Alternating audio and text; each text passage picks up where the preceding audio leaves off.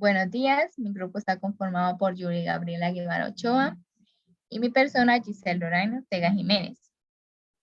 Y nos tocó el ciclo del hierro. ¿Qué es el ciclo del hierro? El ciclo del hierro consiste principalmente en reacciones de oxidorreducción, así como podemos ver aquí en la imagen. Estas reacciones son importantes tanto para los compuestos orgánicos que contienen hierro como para los compuestos inorgánicos de dicho elemento. Prácticamente todos los microorganismos, con la excepción de determinados lactobacilos, necesitan hierro, que es utilizado como cofactor por muchas enzimas metabólicas y proteínas reguladoras debido a su capacidad de existir en dos estados. Es el cuarto elemento más abundante en la corteza terrestre, pero solo una pequeña porción de este se encuentra disponible para el reciclado biogeoquímico. Es otro de los elementos indispensables para el desarrollo del ser vivo. Entre otras funciones, es necesario para la génesis de los glóbulos rojos, por su presencia en la hemoglobina. También es necesario para determinados seres vivos como pigmento transportador del oxígeno. El hierro está presente en numerosas enzimas, tales como las catalasas y oxigenasas. Interacciones con otros elementales. El hierro ferroso soluble puede actuar como donador de electrones, reduciendo los receptores de electrones orgánicos e inorgánicos oxidados, incluidos oxígeno y nitrato, y oxidarse a hierro férrico. La forma oxidada de hierro puede entonces ser el aceptor de electrones para compuestos de carbono orgánico H2 y azufre reducido. Esto devuelve al hierro el estado de hierro ferroso oxidado, completando el ciclo. La transición del hierro entre hierro ferroso y hierro férrico en los sistemas acuáticos interactúa con el ciclo del fósforo de agua dulce. Con oxígeno en el agua, el hierro ferroso se oxida a hierro férrico, ya sea abióticamente o por microbios a través de la oxidación litrotrófica. El hierro férrico puede formar hidróxidos de hierro que se unen estrechamente al fósforo, eliminándolo de la reserva de fósforo biodisponible, lo que limita la productividad primaria. En condiciones anóxicas, hierro férrico se puede reducir utilizado por microbios a ser el aceptor final de electrones, ya sea de carbono orgánico o H2. Esto devuelve el fósforo al agua para uso biológico. Bueno, la siguiente parte que vamos a ver son los estados y formas del hierro. El hierro se encuentra en estado sólido en forma de ferromagnetismo. El hierro en su forma férrica se puede reducir en condiciones anóxicas a la forma ferrosa más soluble. Los materiales ferromagnéticos son sustancias que poseen un gran magnetismo en el mismo sentido del campo magnético a causa de él. Este tipo de magnetismo destaca por su gran sensibilidad a los campos magnéticos. Esos materiales están formados con iones metales, los cuales forman dominios. El dominio es el espacio en el que se encuentra una magnetización uniforme, como lo vemos en la segunda imagen. Dicho de otra manera, cuando todos los átomos están alineados en la misma dirección. Entonces, la primera imagen sería un ejemplo cuando los átomos no están alineados, y la segunda sería un ejemplo del dominio, que es cuando los átomos sí están alineados en la misma dirección. Los materiales ferromagnéticos ya se empezaban a usar desde que se empezó a usar la navegación. Los elementos con ferromagnetismo se destinan para varias aplicaciones. Una de las más empleadas son para imanes permanentes, núcleo de transformador, para cintas magnéticas y almacenamiento de memoria. Además, también se utilizan para motores, sensores y transformadores. Bueno, las características primordiales que tienen todos estos materiales que vemos en pantalla son una mayor facilidad de imantación y una gran permeabilidad. Además, en el caso de que el campo magnético quede suprimido, la imantación perdurará. Las propiedades de los materiales del ferromagnetismo son varias, pero las principales son su gran inducción magnética, su sencillez de reunir las líneas del campo magnético que posteriormente descienden a una gran acumulación de la densidad del flujo. Bueno, los materiales ferromagnéticos más habituales son el hierro, el cobalto y el níquel. Como vemos en la primera imagen al hierro, el hierro y sus aleaciones tienen una gran permeabilidad y consecuentemente con esto aumenta el campo B. La segunda imagen que vemos el cobalto, igual que sus aleaciones, son muy resistentes a la corrosión, por lo que pueden trabajar bajo elevadas temperaturas. Y la tercera imagen, que es el níquel, que del mismo modo que sus aleaciones tiene una gran durabilidad y son buenos conductores. Junto al cobalto, este también es resistente a la corrosión. Como segundo punto tenemos las reacciones de transformación que hace dentro del ciclo del hierro. Reacción del hierro. Las ecuaciones químicas es un modelo de una reacción química, es decir, una representación simbólica y abreviada. Como sabemos, las partes de una ecuación química son las siguientes: dos miembros separados por una flecha, lado derecho se llama productos y lado izquierdo se nombran reactivos. Como tenemos aquí en la imagen, tenemos la fórmula química que se lee de la siguiente manera: el hierro sólido se combina con el oxígeno gaseoso para formar óxido de hierro sólido.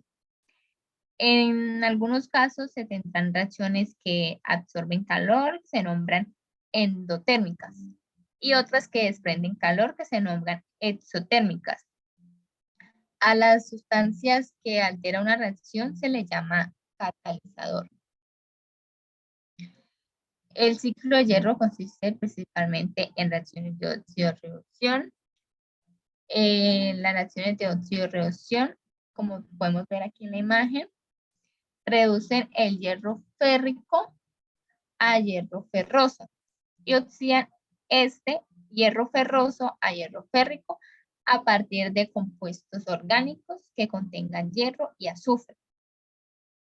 La aparición de sedimentos de hierro desencadena cambios en el pH del suelo, favoreciendo la acción de microorganismos llamados ferrobacterias. La función de estos microorganismos es descomponer los compuestos orgánicos de la siguiente manera. La reducción de hierro férrico a ferroso se debe a la actividad de las bacterias reductoras en condiciones anóxidas, mientras que la oxidación espontánea de hierro ferroso a férrico se debe a las bacterias oxidadoras quimiolitotrofas en ambientes aerobios. Estas reacciones son muy importantes tanto para los compuestos orgánicos que contienen hierro como para los compuestos inorgánicos de dicho elemento. En la naturaleza se da de los dos estados de oxidación. La reducción del ácido férrico se da tanto químicamente como a consecuencia de la respiración anaeróbica, mientras que el ferroso se produce tanto de forma químicamente de una forma de metabolismo quimiolitotrófico. Tenemos la reacción cetón. La alta afinidad del hierro por diferentes ligandos como ácidos orgánicos o fosfatos hacía poco probable que el hierro ferroso o hierro férrico sean muy importantes en el transporte a corta o larga distancia en las plantas. Además, en sistemas aerobios, muchos quelatos de hierro de bajo peso molecular y el hierro libre en partículas tales como hierro ferroso o como hierro férrico, son muy eficaces para la producción de radicales oxígeno e hidróxido y compuestos relacionados. Por ejemplo, tenemos aquí la reacción cetón, como podemos ver, reacción en la cual una sal de hierro genera radicales hidroxilos en medio ácido gracias a su reacción con el peróxido de hidrógeno. Estos radicales son responsables de la oxidación de los ácidos orgánicos poliinsaturados de las membranas lípidas. Para prevenir los daños oxidativos por hierro, ha de estar fuertemente unido estructuras orgánicas como las proteínas hemo y no hemo, que permite controlar la reacción reversible de óxido-reducción. Y por la reacción del hierro con la meteorización de las rocas del suelo. En la meteorización de la roca del suelo se producen las siguientes reacciones de hidrólisis y oxidación. Los electrones son tomados por el oxígeno atmosférico debido a la extremadamente baja solubilidad de los óxidos del hierro férrico en el rango de pH normal. En suelos, el hierro liberado precipitará rápidamente como óxido o hidróxido. Solo una pequeña parte del hierro oxidado se incorporará los silicatos laminares secundarios y es acomplejado por la materia orgánica. La reversibilidad de la reacción de óxido-reducción del hierro juega un papel muy importante en su comportamiento en los suelos. Bueno, la tercera y última parte son los microorganismos que interactúan en el ciclo del hierro. Primero vamos a definir las bacterias que interactúan en este ciclo tan importante. La primera es la bacteria mineralizante, que mediante la cual un elemento nutritivo es liberado de un compuesto orgánico. En cierto modo, es también una solubilización. La segunda son las bacterias oxidantes anaerobias.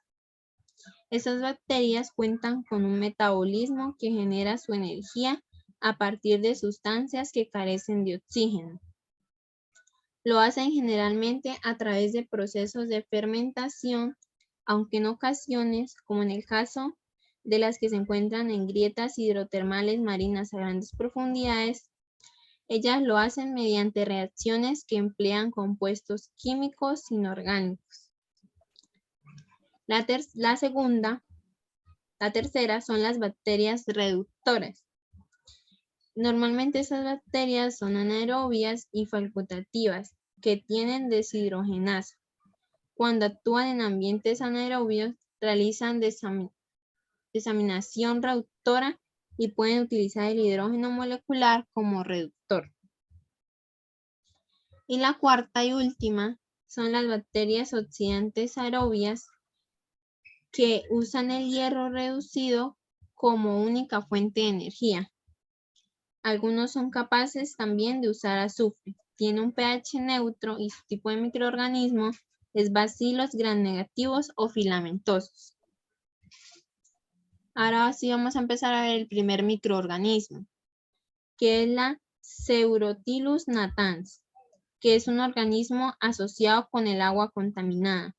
Forma colonias comúnmente conocidos como hongos de aguas residuales, pero más tarde son identificados como filamentos firmemente enfundadas. Bueno, aquí para la inmovilización del hierro se pueden producir dos tipos fundamentales de bacterias. La primera que vamos a ver son los microorganismos aeróbicos y bacterias quimiolitótrofas obligadas. El primer microorganismo es la Gallionella ferruginea, que tiene forma de frijol, como vemos en la imagen. Su tipo de microorganismos son gram-negativas y se deriva de la energía de la oxidación del ion ferroso con carbono. Su crecimiento en cultivos líquidos se logra en un tiempo de generación de por lo menos 11 horas. y es utilizado como fuente de energía en la oxidación del hierro. La siguiente es la Thiobacillus ferroxidans, que la función de esta bacteria es oxidar el sulfato ferroso para convertirlo en sulfato férrico. Una vez concluido este proceso químico, utilizando solo caliza, se precipita para formar hidróxido férrico. Su tipo de microorganismo es gran negativo de forma basilar, que se encuentra en depósitos de azufre y sulfuro. Su naturaleza es autótrofa y aerobia, estricta de acidofila y termofila, y posee flagelos polares, no produce endosporas y su capacidad oxidativa se da gracias a las enzimas hierroxidasa. La siguiente es la Ferrobacillus ferroxidans.